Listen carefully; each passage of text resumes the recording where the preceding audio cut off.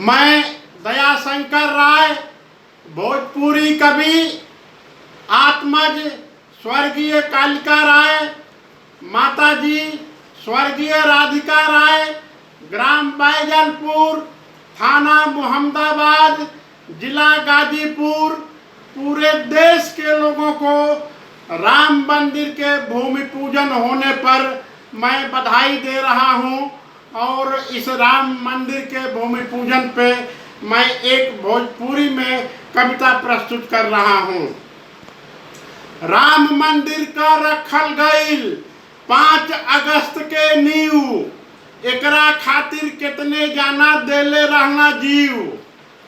राम मंदिर का रखल गईल 5 अगस्त के नींव, एकरा खातिर कितने जाना देले रहना जीव। सुप्रीम कोर्ट से ऑर्डर भइल रहे मोदी जी का राज। सुप्रीम कोर्ट से ऑर्डर भइल रहे मोदी जी का राज। उत्तर प्रदेश में बैठल बाना योगी जी महाराज। सुप्रीम कोर्ट से ऑर्डर भइल रहे मोदी जी का राज। उत्तर प्रदेश में बैठल बाना योगी जी महाराज।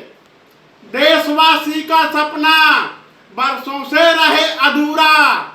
देशवासी का सपना बरसों से रहे अधूरा। 5 अगस्त 20 के सपना भइल पूरा। योगी जी कल्याण सिंह के देहला जाके न्योता। योगी जी कल्याण सिंह के देहला जाके न्योता। योगी जी कलयुग का बाना एकदम से देवता। योगी जी कल्याण सिंह के देहला जाके न्योता। योगी जी कलयुग का बाना एकदम से देवता। मोदी जी अयोध्या में कैला पूरा दंडवत। मोदी जी अयोध्या में कैला पूरा दंडवत। मौका पर मौजूद रहना योगी जी और भागवत। मोदी जी अयोध्या में कैला पूरा दंडवत। मौका पर मौजूद रहना योगी जी और भागवत। तारीख रहे 5, महीना रहे अगस्त। तारीख रहे 5, महीना रहे अगस्त। पूरा देशवासी हो गई रहना मस्त। तारीख रहे 5, महीना रहे अगस्त। पूरा देशवासी हो गई रहना मस्त। मंदिर बने खातिर सब लगौले रहे आस। मंदिर बने खातिर सब लगौले रहे आस। पूर्वज भी कैले रहना बहुत ज्यादा प्रयास।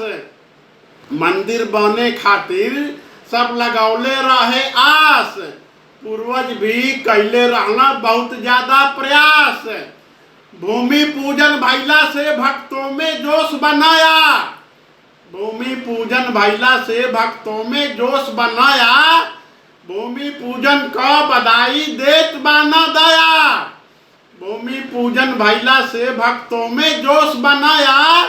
भूमि पूजन का बधाई देत बाना दया। जय हिंद, जय भारत।